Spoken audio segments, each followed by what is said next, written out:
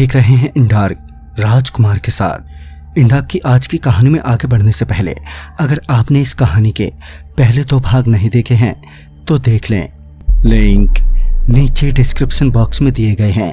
तो चलिए बढ़ते हैं इस कहानी के तीसरे भाग की ओर। कि तभी वो बच्चा एकदम से रुका और पीछे पलटकर हंसने लगा। उसे उस तरह हंसते देख मुझे कुछ ठीक नहीं लग रहा था, मगर मुझे उससे वो लाल पोटली तो किसी भी हालत में वापस लेनी ही थी। मैंने उस बच्चे से कहा भी, देखो वो पोटली लौटा दो मुझे, बदले में तुम्हें पैसे दे दूंगा। मगर वो बच्चा अभी भी वैसे ही खड़ा हुआ था। और तभी उस बच्चे ने अपनी लंबी सी काली जीभ बाहर निकाली।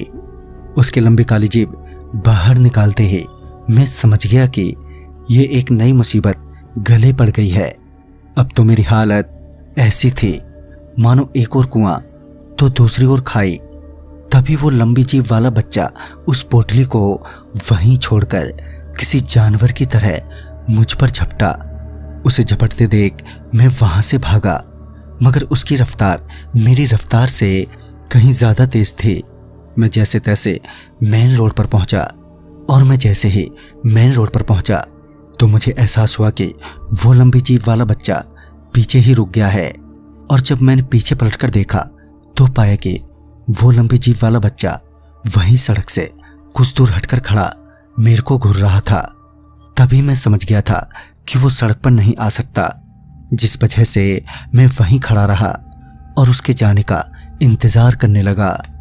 तकरीबन 1-1.5 घंटे के बाद वो बच्चा एकदम से गायब हो गया। मगर मेरी अभी भी इतनी हिम्मत नहीं हो रही थी कि मैं सड़क से उतरकर उस लाल पोटली को लेकर आऊं। मगर कहते हैं ना, मरता क्या नहीं करता। आखिरकार मैं डरते डरते सड़क से उतरकर पोटली लाने गया। जैसे ही मेरी नज़र उस पोटली पर पड़ी तो मैं उस पोटली की ओर भागा और पोटली के उठाते ही वापस सड़क की तरफ दौड़ा। इससे पहले मैं सड़क तक पहुंच पाता कि किसी ने मेरा पांव पकड़ लिया, जिस वजह से मैं एकदम से मुंह के बल गिर पड़ा और मेरे गिरते ही वो लाल पोटली मेरे हाथ से छूटकर सड़क पर जा गिरी।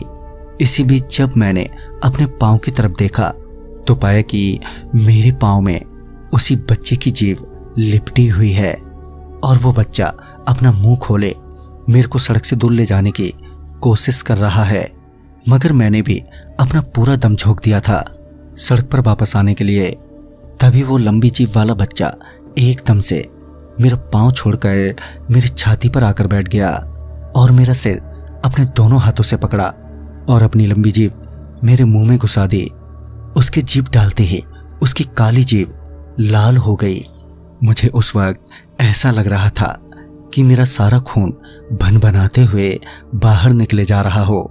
तभी अचानक ही उसकी जीभ लाल बालों से लिपट गई, जिस वजह से वह बच्चा जोर से चीखने लगा और वो अपनी जीभ निकालने की कोशिश करने लगा, मगर उसकी जीभ बाहर ही नहीं निकल पा रही थी। तभी उस बच्चे की जीभ आधी कट गई। जीभ के कटते ही वो वहां से भाग गया और मैं वहीं सड़क के किनारे कुछ देर के लिए वैसे ही पड़ा रहा। फिर कुछ देर के बाद मैंने उस कटी हुई जीभ को अपने मुंह से बाहर निकाला और उस जीभ को वहीं पर फेंक दिया। फिर मैंने वो लाल पोटली उठाई और फिर मैं उस पुराने अस्पताल की तरफ चल दिया। अब सिर्फ 1 घंटा ही बचा था सुबह होने में, जिस वजह से मेरी परेशानी और भी बढ़ गई थी। फिर जब तो दोस्तों इस कहानी में आगे क्या होने वाला है ये जानने के लिए देखना ना भूलें इस कहानी की अंतिम कड़ी। तो मैं आपका दोस्त राजकुमार जल्द ही मिलूंगा। तब तक के लिए बाय एंड टेक केयर।